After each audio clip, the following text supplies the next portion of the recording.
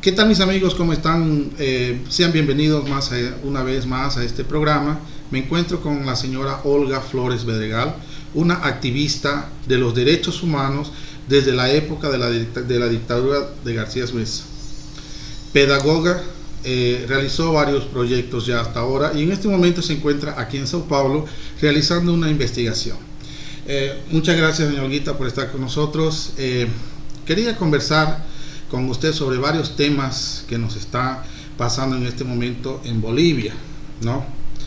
Se dicen muchas cosas. Primeramente, que el cabildo ha sido ocasionado por los Estados Unidos y que también ha sido el motivo por el cual ha salido Evo Morales y que se ha considerado también como un golpe por varias personas. ¿Qué me dice sobre esto? Cuéntenos algo, a ver. Bueno, agradezco tu invitación y el poder estar con una comunidad activa que ve a Bolivia con honda preocupación. En realidad lo que tenemos que pensar es que la situación política de Bolivia no es en un instante no es como un switch de la luz que se prende y se apaga, sino que ha habido un proceso. Y este proceso se basa en que de manera sistemática no se ha estado escuchando ni cumpliendo la Constitución ni escuchando la voluntad de un pueblo. Me voy a referir concretamente a que en Bolivia elegimos mayoritariamente al presidente Evo Morales. Se dice que ahora se lo ha derrocado porque es indígena. Sin embargo, yo quiero recordar que en Bolivia, el año 2005, cuando se elige Evo Morales, él gana por abrumadora mayoría, más del 52%, lo que quiere decir que siempre hubo un 52% a favor de él como indígena, y se lo reconoció en el mundo después de que los bolivianos le dimos un valor a él. Pero no solamente eso, yo quiero recordar en la historia de Bolivia ha sido una de las primeras revoluciones, la Revolución Nacional del 52, que dio precisamente el derecho al voto a las mujeres, a los indígenas, a las personas que no sabían leer. Pero lo más importante es también que llevaron al Parlamento a indígenas. Había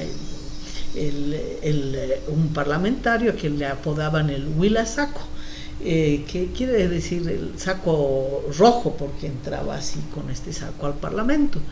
Entonces yo quiero decir esto porque últimamente se está viendo como dividido nuestro país, y yo creo que como nunca tenemos que hacer somos una familia con 9 hijos, 9 departamentos, y cada uno, como toda madre, quiere a todos sus hijos por igual.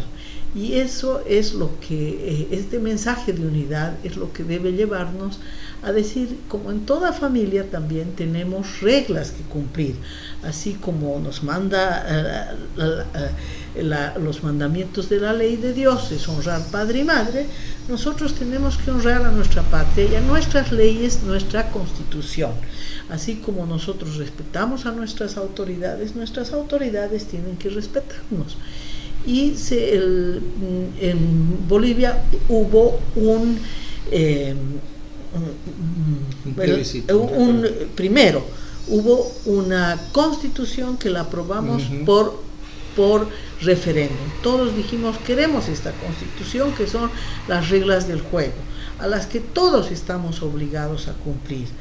Violar la constitución es un delito, es como faltarle el respeto, y faltar el respeto a la ley de leyes. Entonces, cuando se dijo, bueno, vamos a respetar esta constitución por unidad, Evo dijo, bueno, se sometió a un tercer mandato, y ahora estaba postulando un cuarto mandato, cosa que no es legal. Entonces, ¿por qué ese cuarto mandato no es legal? Por 3 razones muy simples que cualquiera de nosotros puede ver. Primero, en la Constitución, el artículo 168 dice que hay reelección 2 veces consecutivas y nada más. Entonces, esa es la ley de leyes que manda, ¿no? La Constitución es la base, son como los 10 mandamientos para los católicos, nuestra Constitución. Ahora bien, lo siguiente. Antes de continuar, usted se refiere a la primera elección y a la segunda, que sería la primera reelección, y no hay más, ¿verdad? Exactamente. Y Evo fue elegido en 2005 y empezó a regir a partir de enero del 2006, y en ese entonces los mandatos eran de 4 años, se cumplió el mandato, iba para el 5, y entonces se aprueba la constitución, nueva constitución del 2009, y se lo reelige, junto con a la aprobación de la constitución, se lo reelige. Pero ya el 2014, él dice, no, es que eso no vale, porque antes era la república y ahora es Estado plurinacional, como si no hubiera habido su mandato. Cuando él públicamente, al momento de aprobar la Constitución, hizo una huelga de hambre y dijo, yo renuncio a mi repostulación, no me voy a presentar 2 veces. Es decir, por 4ª vez estaba ofreciendo una cosa que no iba a cumplir. Bueno, cada uno de los que esté escuchando sabrá valorar lo que es la palabra.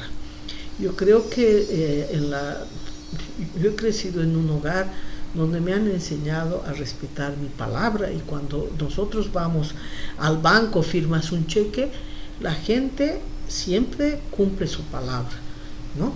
Entonces aquí no hubo ese respeto a la palabra que creímos, y se repostuló con esa argucia de que era por 3ª vez que se estaba presentando. Cuando vio que quería quedarse otro mandato más para un 4º mandato, y que él pensaba que tenía un apoyo popular masivo, dijo, vamos a un referéndum. Y en el referéndum perdió. Él públicamente dijo sí, que iba a cumplir este referéndum. Entonces, ya a nivel nacional, no era solamente que el 51% no quería un 4º mandato, sino cuando vio que a pesar de todo esto no cumplía y se inscribía, y al final le pide al Tribunal Constitucional que le den el Tribunal Constitucional es que vela, por eso se llama, es un tribunal de juristas, de gente de leyes, que vela para que la Constitución se cumpla, pero más que se cumpla, que las nuevas leyes estén acordes. Por ejemplo, como es la ley madre, que todas las otras leyes que vienen por detrás, que están por debajo, sean acordes. Y este tribunal dijo una cosa muy absurda, que es que su derecho a repostulación, que estaba en la Convención Americana, y en la Convención Americana está el derecho a ser elegido, pero no a reelegido indefinidamente. Bueno, primera cuestión, que a nadie le gusta que le hagan trampa, y menos al pueblo, porque cada elección se juegan nuestros destinos. El mandatario, el que sale electo, es quien es responsable de administrar los bienes del Estado, es responsable de administrar los dineros del Estado, nuestras riquezas, nuestros recursos naturales. Entonces, no podemos pensar en que un mandatario no sea honesto, no diga la verdad. Y entonces fue creciendo el malestar en Bolivia. Esto es lo que ha generado que haya todo un movimiento a nivel nacional e internacional pidiendo el cumplimiento del 21F. Y es lo que se llamó ese movimiento, que en todas partes la gente decía, Bolivia dijo no. Que después lo utilizaron para las elecciones un partido político es otro asunto, pero la gente en Bolivia quería que se respete, primero, la ley, segundo, la voluntad popular, y tercero, ¿no?, que es la voluntad popular es inalienable. La voluntad popular el pueblo es soberano, ¿no? Y esto no se estaba respetando. Y entonces fue que creció este clamor en todos los niveles. Queremos unas elecciones donde el juego de la democracia sea libre, no haya fraude, y eso fue lo que generó a que cada vez más la gente no encontraba canales de expresión, a que la gente quiere ejercer su derecho de ser respetada directamente a través de los cabildos. Bien, aquí hay un problema también que está pasando. La palabra racismo está en todas las marchas actuales después de la renuncia del señor Evo Morales, el expresidente. Se está enfatizando mucho en la palabra racismo, racista, que la presidenta interina no forma parte de Bolivia o que no representa a los bolivianos, o como ha dicho el presidente electo actualmente de Argentina, que Evo Morales era el único con cara de Bolivia, o para enfatizar un poco más lo que ha dicho Lula da Silva en su tweet, ha dicho al indio, con esas palabras: sí, he visto que en las protestas están llamando a nuestros hermanos bolivianos de indios. ¿No cree usted que aquí hay una distorsión con relación a eso, de que la palabra racista se está empleando de una manera bien equivocada? Y para mi modo de pensar, yo creo que, sin miedo a equivocarme, toda esta palabra o esta incitación creo que viene del señor Evo Morales, ya que durante 13 años en todos sus discursos ha tenido racistas y racistas en todos los discursos. No nos olvidemos que al principio era llamada media luna la oposición del señor Evo Morales, quien aparentemente para un sector boliviano, los que son cambas o son del Beni, Pando o Tarija no representan Bolivia. Esto se puede solucionar, o puede haber de alguna manera acabar con todo esto, porque Bolivia se fundó con 9 departamentos. Yo creo que en vez de odiarnos, porque aquí ya sería una disputa racial, no sé si estaré equivocada. ¿Qué nos puede decir de esa parte? Bueno, en general en el mundo están aflorando la palabra racismo, y están este tipo de criterios también, xenofobia, que es por ejemplo fobia al extranjero, que se justifican para rechazar al diferente. Pero creo que me parece, voy a demostrar que como en Bolivia hemos sido nosotros los pueblos indígenas con mucha dignidad. Quiero recordar que antes de que se levantasen contra el imperio español los mestizos, hubieron rebeliones indígenas de Tupac Amaru en el Perú y en Bolivia de Tupac Katari. Y esas rebeliones indígenas eran demostración que los indígenas nunca se sometieron, de tal suerte que decir que 500 años hemos sido esclavos, nos han explotado, no es verdad, porque la población tiene dignidad, y los indígenas, vuelvo a decir, el 52 ya conquistaron su derecho al voto, las mujeres también. Entonces es fácil incitar a decir el discurso de victimizarse, ¿no? Nos han oprimido, nos han robado. En Bolivia, por ejemplo, siempre tendemos a decir, bueno, Bolivia está mal porque Chile nos ha robado el mar. Pero hay países que no tienen mar y son económicamente una potencia, como es Suiza, y es pequeño, no tiene recursos naturales como nosotros. Entonces, ¿qué es lo que muchas veces se infiltra, se inocula? Quiere decir que se mete en las personas ciertas apreciaciones. Si Bolivia hubiera sido racista, no hubiera elegido a Evo Morales, ¿no? Y Bolivia ha tenido la presidenta de la constituyente, ha sido Silvia Lazarte, una indígena que no hablaba ni español, y la han elegido presidenta, de tal suerte que, ¿qué estamos diciendo? Han llegado a situaciones de de gobierno indígenas. Si hubiera sido racismo, se hubieran acabado. Y volvamos a la página. En Bolivia hay una supremacía del grupo étnico aymara, de los indígenas aymaras, sobre los pueblos indígenas de las tierras bajas, que siempre los han minimizado. Y por ejemplo, tan válido como la huipala es el patujú para los pueblos del oriente.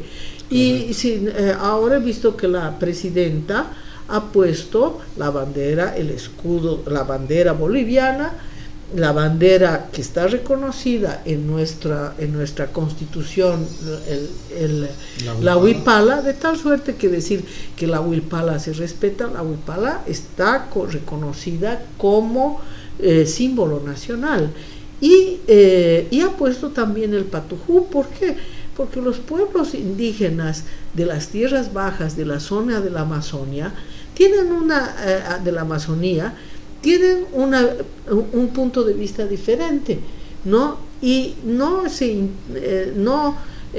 por eso es interesante que los pueblos indígenas quieren su autonomía, porque cada uno tiene una cultura diferente, una lengua diferente, un modo de vida diferente, y quieren ser respetados en su diversidad.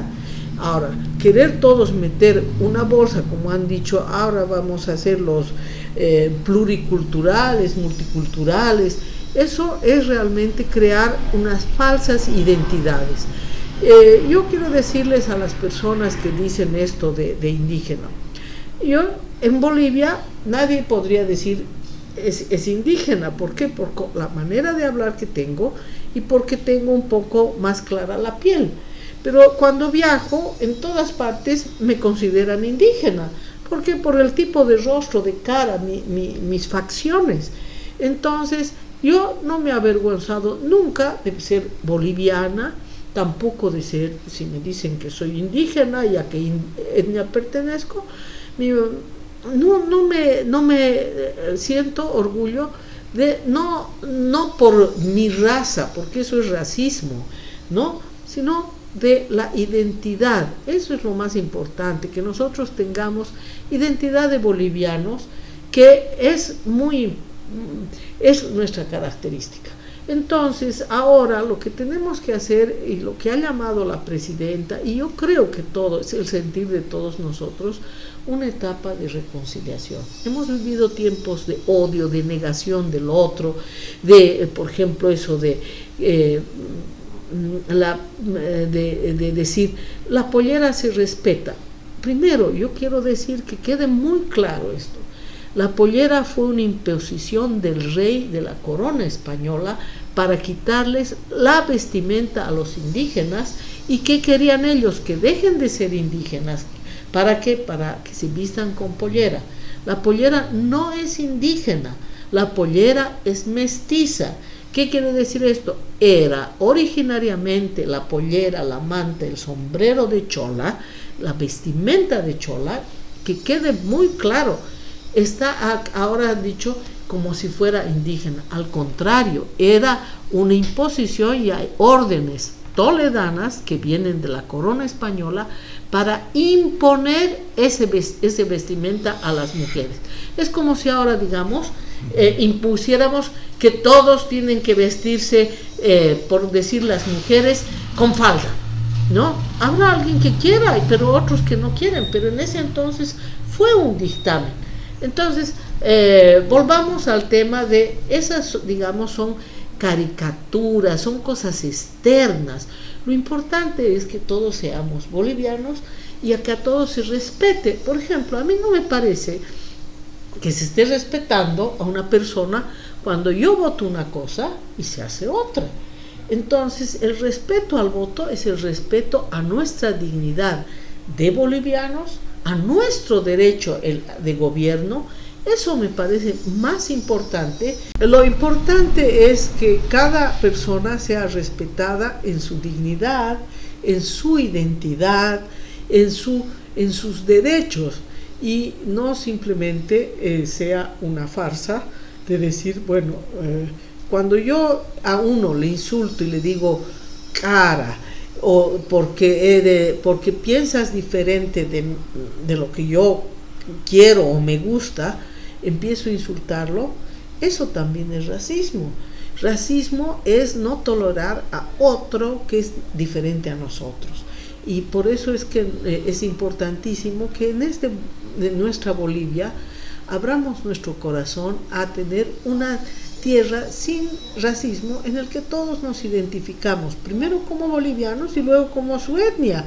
Es como, por ejemplo, usted puede identificarse, yo soy boliviano y soy cochabambino, ¿no? Obviamente en Bolivia hay 9 departamentos y para diferenciarme de un departamento a otro puedo decir Cochabamba, pero si estoy en Estados Unidos soy boliviana, no voy a estar diciendo soy cochabambina, ¿no? Entonces es el sentido que debemos tener. Y sobre todo yo creo que en estos años Evo Morales ha incentivado el hecho de que en realidad es un complejo. Acusar a las personas que estés cara, que estés rico, que estés imperialista, y ¿por qué? Si todos somos bolivianos, y más bien hay que incentivar una buena mamá, no quiere que sus hijos se peleen, quiere que sus hijos entren en armonía, y ese es el tiempo que nos toca vivir ahora. Yo creo que Yanine Áñez, la actual presidenta constitucional, quiere la pacificación y ha insistido en una etapa de reconciliación. Basta de generar odios y diferencias, de pelearnos entre Oruro y Potosí, Chuquisaca o Chuquisaca con Santa Cruz con La Paz. Eso nos va a llevar al desastre. Lo que nos va a llevar hacia adelante es la unidad.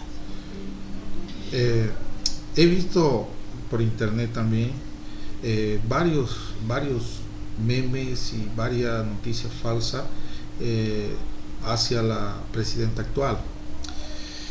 ¿Por qué si en el trópico de Cochabamba se está hablando de paz, llegan con armas?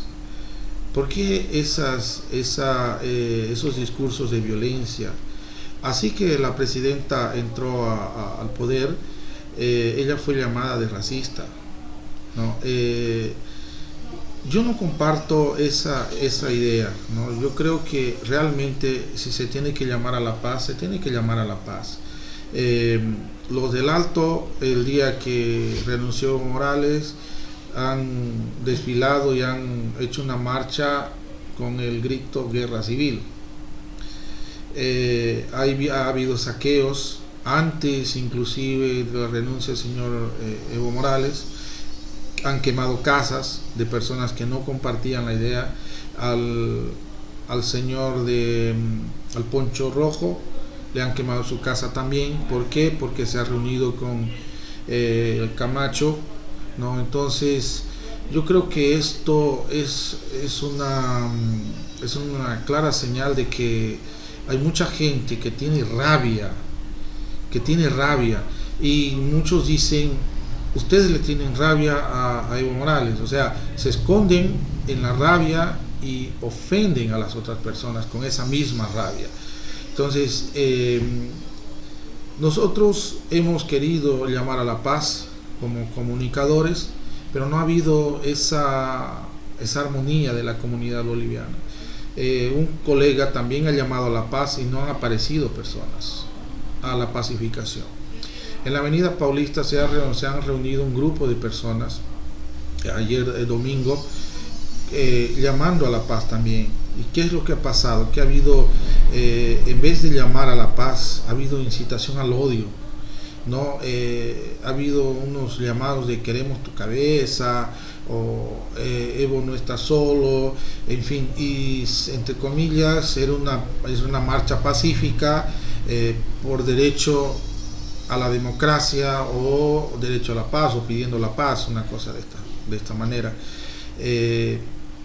En la Plaza Cantuta, final del día, hubieron también otros otros tipos de discusiones entre bolivianos, unos afines al movimiento socialismo, que hablaban de golpe de Estado, y otros que trataban de defender esto que ha pasado, ¿verdad?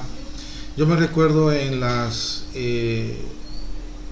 cabildos en Bolivia, tengo fotos de mi familia, mi mamá tiene más de 70 años, mis hermanas, mujeres, mis sobrinos, tengo sobrinos nietos que estaban en la marcha ya era una marcha pacífica, era un bloqueo pacífico, los niños jugando pelota, en fin, bailando, haciendo cultura, ¿no? pidiendo de esa manera un llamado a la democracia, la paz, y que realmente la gente ya estaba cansada de un gobierno que se había perpetuado en el poder y no quería soltarlo de forma alguna.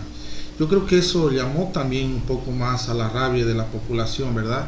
Y también hacer recuerdo de que la gente que era afines del gobierno llegaba a las ciudades de forma violenta, armadas con machetes, piedras, palos, a agredir, tanto que murieron 3 personas de los que estaban haciendo los bloqueos, ¿no? Uno ha sido apedrado hasta morir, ¿no? Entonces esta violencia se ha quedado impune hasta ahora.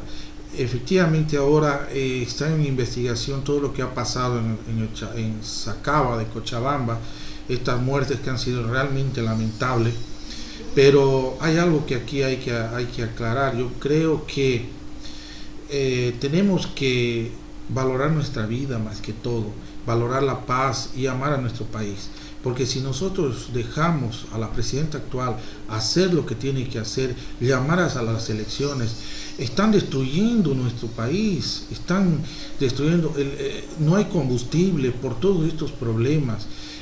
No nos olvidemos lo que ha dicho el señor Evo Morales antes de renunciar, que quería acercar las ciudades a ver si aguantan.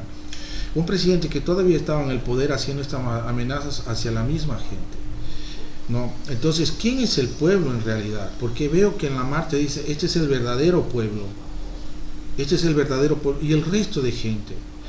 Entonces, yo creo que eso, pienso yo que se debería de acabar.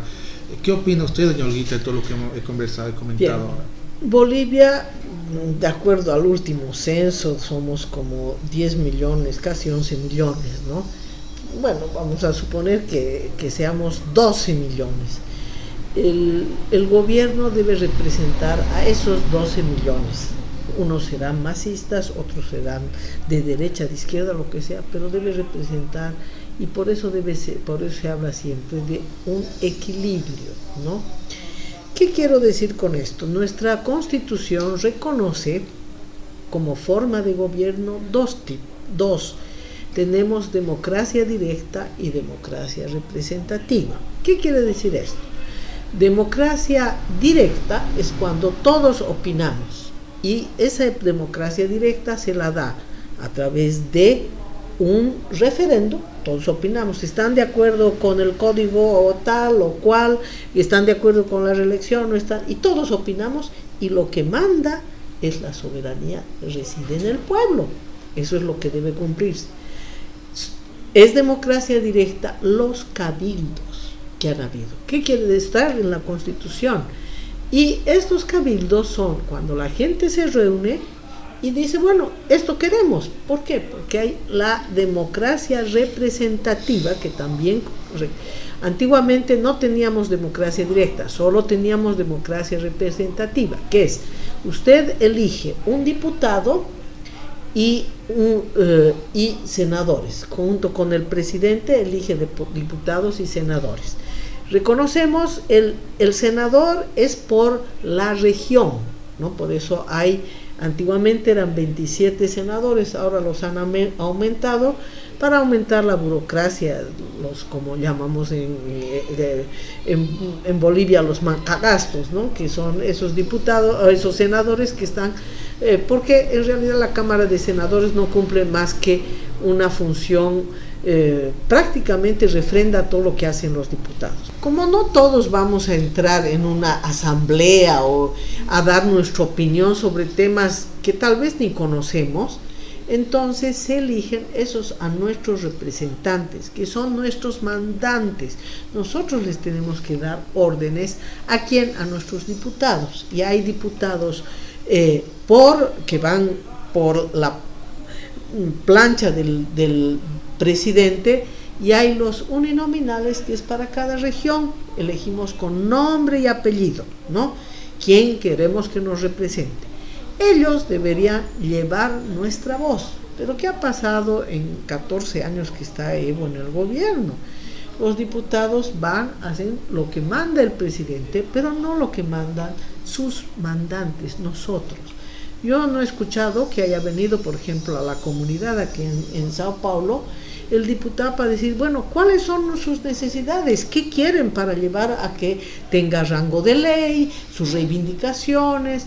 Y los diputados tienen la función de hacer tres funciones, básicamente son fiscalizar que el gobierno gaste adecuadamente, legislar, que es generar leyes que rijan a la conducta de Bolivia, y también la administración. Pero bueno, yo no quiero extenderme en esta explicación sobre la Constitución, nuestros derechos, pero básicamente lo que quiero decir es que nuestra Constitución reconoce entonces cuando una forma de democracia directa, que son los cabildos. Entonces, ¿qué ha pasado? Como no escuchaba el Parlamento a nosotros lo que pedíamos, han visto, por ejemplo, cuando se ha aprobado un código penal que era un espanto, una ley para penalizar la función médica, ¿no? Entonces, ¿qué ha pasado? Se ha movilizado todo, y ¿qué hemos hecho? Pero el Parlamento igual ha aprobado. Todos pedíamos, no se apruebe, hasta que la gente ha salido a demostrar manifestaciones, etc. Todos los cabildos que se han llevado en Bolivia era para pedir al Tribunal Electoral que cumpla el 21F, cumpla nuestra voluntad expresada en el referéndum. Y ellos han hecho oídos sordos. Entonces, ¿qué nosotros nos queda? Insistir en la voluntad, y a raíz de eso surgió el clamor de decir, bueno, que renuncie el presidente. El presidente dijo que iba a gobernar obedeciendo al pueblo, pero al final dijo, no hay que escuchar al pueblo, hay que hacer lo que dice Fidel, como si realmente la soberanía no reside en el pueblo, sino Fidel puede hacer lo que le da la gana en nuestro país. Bueno, Fidel ya se ha muerto, pero eso decía Evo Morales. Entonces, para resumirles en pocas palabras, en estos momentos en Bolivia se ha dado un cambio constitucional. ¿Qué quiere decir eso? El presidente Evo Morales ha renunciado. Muchos dicen, la renuncia de Evo es un golpe. No, señor. Él ha renunciado, nadie lo ha obligado, y si de haberlo obligado, él, como un líder, tenía toda la potestad de oponerse, decir, yo no voy a renunciar. Hasta el GONI dijo, yo no voy a renunciar. O Salvador Allende, que murió en el Palacio de la Moneda, pero no se rindió ante los militares. En este caso, él renunció voluntariamente y se fue al Chapare, de tal suerte que a mí me parece que otra vuelta vuelve a no tener palabra. Si yo renuncio pues, ya me atengo a las consecuencias. Nadie le dijo, lo estaba persiguiendo, pero él se refugió, pidió asilo a México y salió en un avión de la Fuerza Aérea de México. Y los países vecinos, nadie lo quería brindar el espacio aéreo, porque precisamente tienen ya experiencia de mucho choque en Bolivia. Bueno, vayamos entonces. A mí me parece que si yo no quiero renunciar, pues, y estoy dispuesta a dar hasta mi vida por la defender mi país, y debería ser así. Un líder, se dice siempre que el último en salir del barco, es decir, el último en naufragar, es el comandante del barco, y no el primero en asilarse, escaparse, buscar su seguridad y dejar a su gente, según él, están siendo víctimas del racismo, de la represión, etcétera, etcétera. Pero a mí me parece que esta es una opinión, ¿no? Probablemente los que nos están viendo tendrán otra opinión, Pero lo que sí tenemos que tener muy claro es que él renunciando a la presidencia, normalmente la renuncia debe ser aprobada en Congreso. Acuérdense, cuando renunció el GONI, mandó al Congreso su renuncia y ellos lo aprueban. Pero en este caso, ¿qué ha pasado? En el Congreso habían renunciado Adriana Salvatierra, que era la presidenta del Senado, que entre paréntesis tiene doble nacionalidad, cosa que Chile no admite, y ella dijo, bueno, yo renuncio a mi nacionalidad chilena, pero es muy peligroso, pensemos estratégicamente, que nuestra presidenta tenga esa doble nacionalidad en caso de un conflicto realmente, y más aún porque es de madre chilena, se produce un conflicto. Muchos de los que están acá en Brasil tienen también eso, ¿no? Que son hijos de padre o madre brasileña y puede ser que tengan esta dualidad, ¿no? Yo realmente me sería muy difícil elegir en esas condiciones, pero bueno, vayamos adelante. Ellos renunciaron la vicepresidenta, renunció el presidente de la Cámara de Diputados. Probablemente ellos quisieron, Evo Morales, yo entiendo que si renuncia es de manera, no es una, como ha dicho la presidenta, una chacota, que un día dices una cosa, no voy a renunciar. Es muy grave. Un juego de niños, ¿no? No solamente eso, imagínate que Bolivia tiene compromisos internacionales, tiene en este momento un país que no tiene una batuta, pongamos a ver como en una dirección, un director de orquesta, se puede desafinar todo, y entonces en virtud hasta de respeto a tu país, no puedes decir, me voy, hoy me quedo, no. Él ha abandonado, hecho abandono de su cargo, ¿no? Y los otros igual, que han ido a asilar a la Embajada de México, Susana, ahorita se me va el nombre, que es otra de las vicepresidentas, y era de salud también, la ministra de Salud, el vicepresidente, el presidente de la Cámara de Senadores o de Diputados. Y entonces, ¿qué ha pasado? La única que se ha quedado en su puesto del deber, porque además esos parlamentarios se les paga un sueldo y tienen la obligación de estar allá. Es como si usted paga a un empleado, se les paga muy bien para Bolivia, claro, si comparamos con Brasil tal vez no es mucho, pero si le paga para Bolivia, tienen un sueldo. Y por tanto, los diputados también tienen que cumplir con su deber. ¿Y qué han hecho? Han renunciado y se han ido. Se han asilado en la Embajada de México, es decir, se han escapado sin que medie presión alguna. Y en el hipotético caso, hasta ese momento, las Fuerzas Armadas y la policía estaban obedeciendo al mandato de Evo Morales.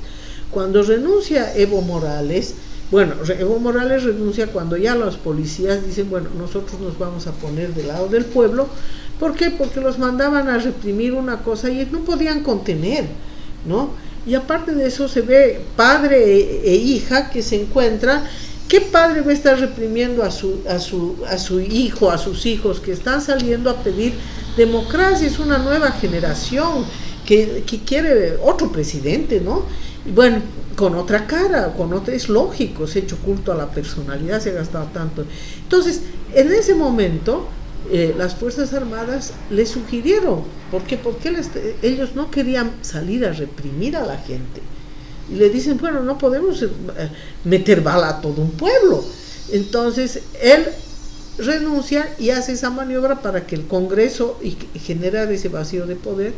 Pero esta señora Yanine Áñez cumple con su deber y ella, como segunda vicepresidente del Senado, asume la presidencia. Es lógico, cuando en todos los que hemos trabajado en alguna institución sabemos que cuando sale el jefe le sucede el inmediato y siempre hay y más en el ejército, siempre hay una autoridad que se queda velando cuando viajan. Hemos visto también que se iban el presidente y el vicepresidente y quedaba en manos del Senado, cosa que es muy cuestionable, ¿no? Pero bueno, entonces en esas circunstancias la señora Yanine llaman al Congreso, preséntense, y los parlamentarios no les da la gana de presentarse, y entonces en esas condiciones asumen.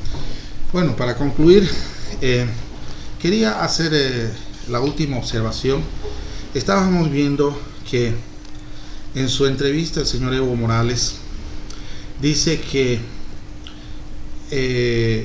le pidió a la OEA todavía no lanzar el informe porque iba a ocasionar un caos. Y el señor Almagro también informó en una entrevista que él no podía ser antiético, ¿no? Sería lo correcto. Él necesitaba hacer ese informe. Cuando salió ese informe, ellos se sorprendieron, porque creo que ya sabían que había este fraude. ¿Usted qué opina, doña Olguita? Bueno, lo que tenemos que ser claros es que el pueblo boliviano tenía la experiencia del referéndum en que los datos cambiaron y cambiaron los votos. Entonces todos fuimos a las urnas y a cuidar nuestro voto después. Y cuando vimos que el resultado no correspondía con lo que vimos, lo que vieron nuestros ojos, entonces empezó a crecer una demanda de que eso era un fraude. Y entonces Evo Morales dijo, no, podemos pedir la auditoría de la OEA. Y al principio, bueno, inclusive se dijo, bueno, una segunda vuelta, pero después cuando se vio que el fraude consistió en que pararon el cómputo y lo reanudaron al día siguiente sin explicación alguna, y empezó a revertirse, ¿no? Podría ser que ya no siga subiendo como Unidad Ciudadana, que en este caso era la oposición, pero no podía ser que disminuyan los votos que ya se habían contabilizado. Entonces era un fraude tan escandaloso que la propia OEA no pudo decir, y entonces ahí fue que Evo dijo que haya nuevas elecciones, ¿no? Pensando, pero además que la auditoría de la OEA era vinculante, quiere decir que sí se cumpliría y se determinarían nuevas elecciones. Y el informe es concluyente porque muestra desde el tribunal, que no es imparcial, a todas las, sobre todo, demostró la universidad también, que se hace en el sistema de cómputos, se cambia muy fácilmente los resultados. Y bueno, ellos habían hecho en todos los lados, se verificaron actas, que las actas no eran lo que se había inscrito, ¿no?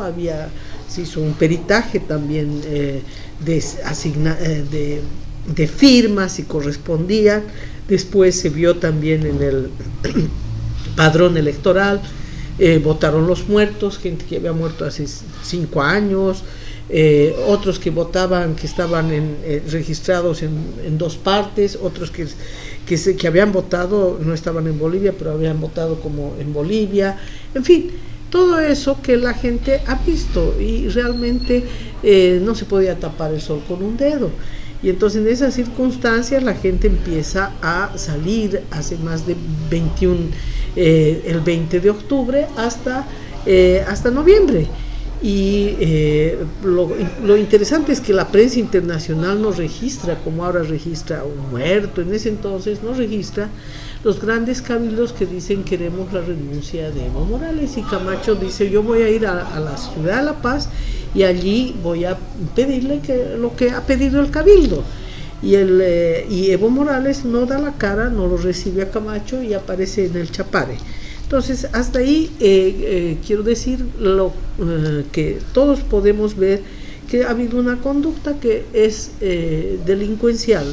El pueblo se levanta y empieza a pedir la renuncia de Evo Morales. ¿Por qué? Porque primero decía que él se declara ganador. Después, y lo declara el Tribunal Electoral ganador.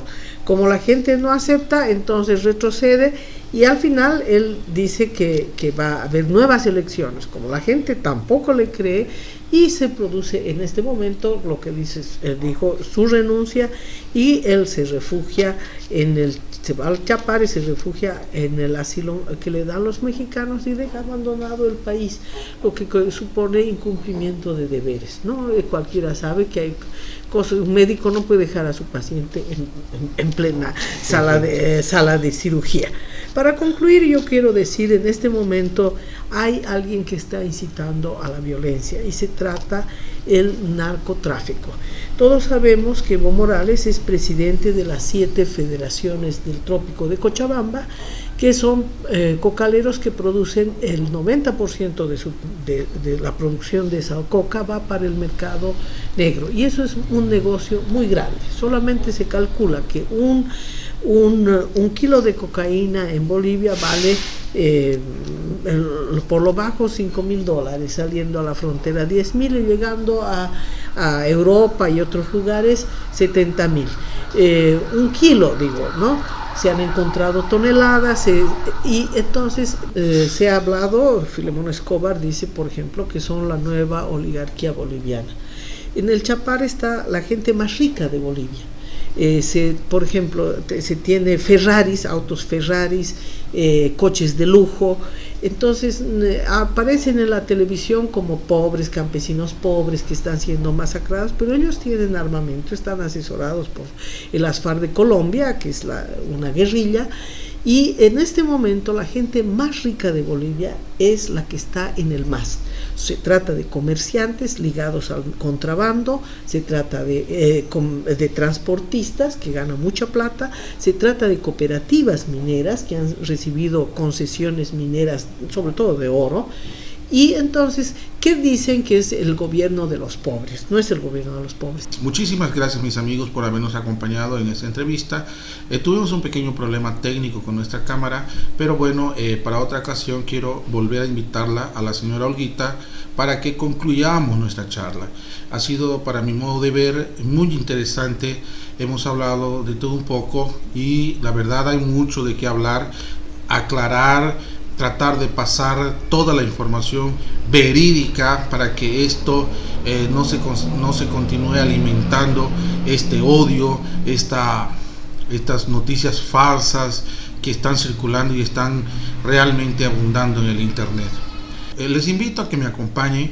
Estaremos realizando este programa todos los días por horas de la noche, y bueno, esperamos de esta manera aclarar mucho de la confusión que se está rondando, de la mala información que se está llevando a cabo por muchas personas de mala intención que quieren confundir a los mismos bolivianos con un fin tal vez demasiado agresivo, demasiado peligroso, y eso nosotros queremos evitar. Mis amigos, me despido. Aquí quien les habla es Francisco Roca, y hasta otro programa. Chao, chao.